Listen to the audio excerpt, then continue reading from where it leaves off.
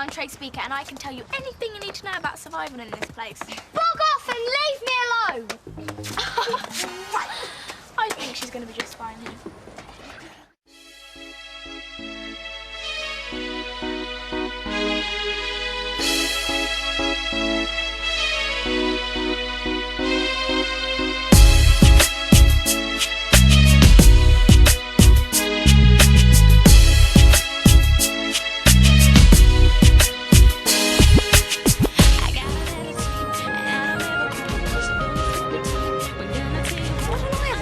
Something like that, because they don't look like losers. That's me special. Your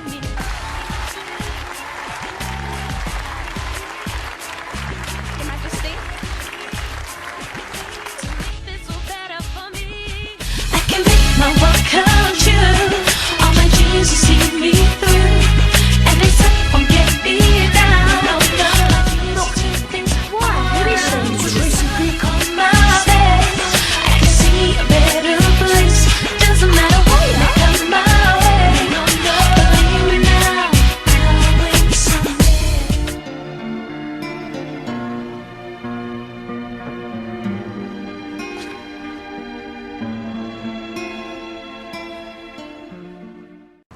Tracy Beaker.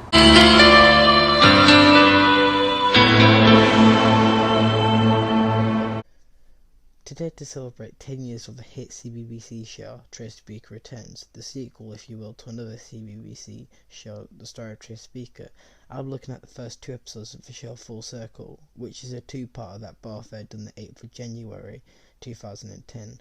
So Full Circle Part 1, which is also titled as Tracy Beaker Superstar, starts with a grown-up Tracy Beaker reprised by Danny Harmer, who has published a book and it's shown on TV, which catches Mike Milligan's attention, reprised by Conor Bryan, and catches the attention of the new DG kids.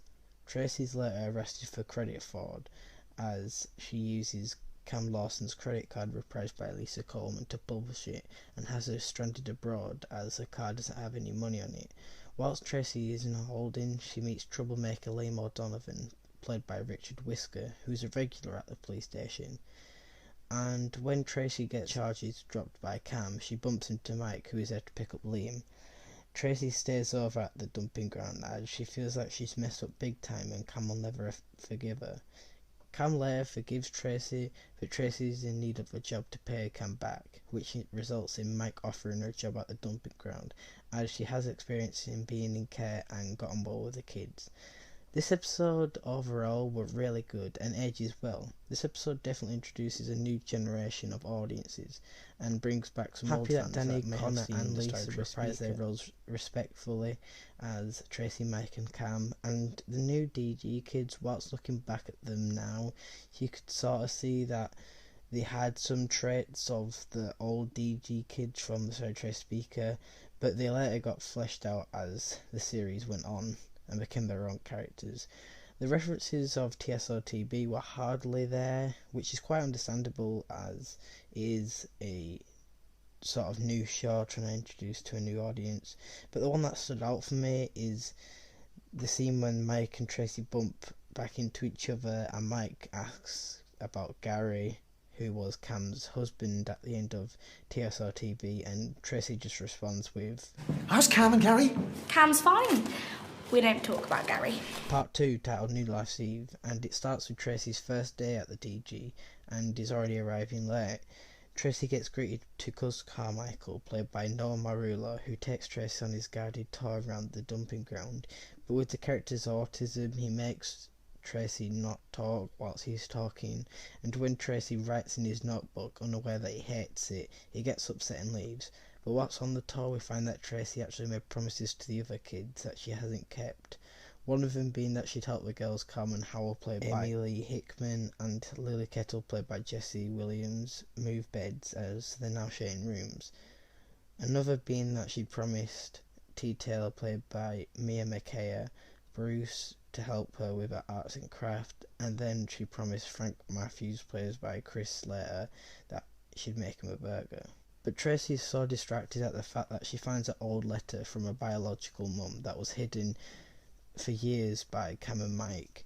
Tracy, with the pressure of keeping promises and the fact that the betrayal that she feels from Cam and Mike. She smashes a plate and quits.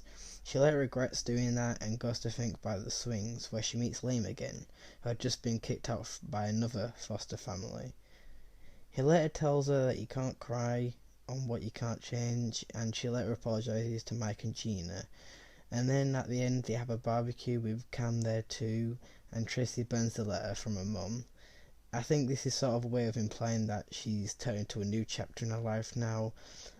And yeah, this episode was really mature and signifies the end of an era of a certain character arc, trait in Tracy, and how she refers to her mum a lot, like in the original series, and I like that it puts a closure on that, to signify that we're moving on to a new series of Beaker, now dealing with a new generation of DG kids with new problems. Overall, these episodes were a great show opener, and the show itself.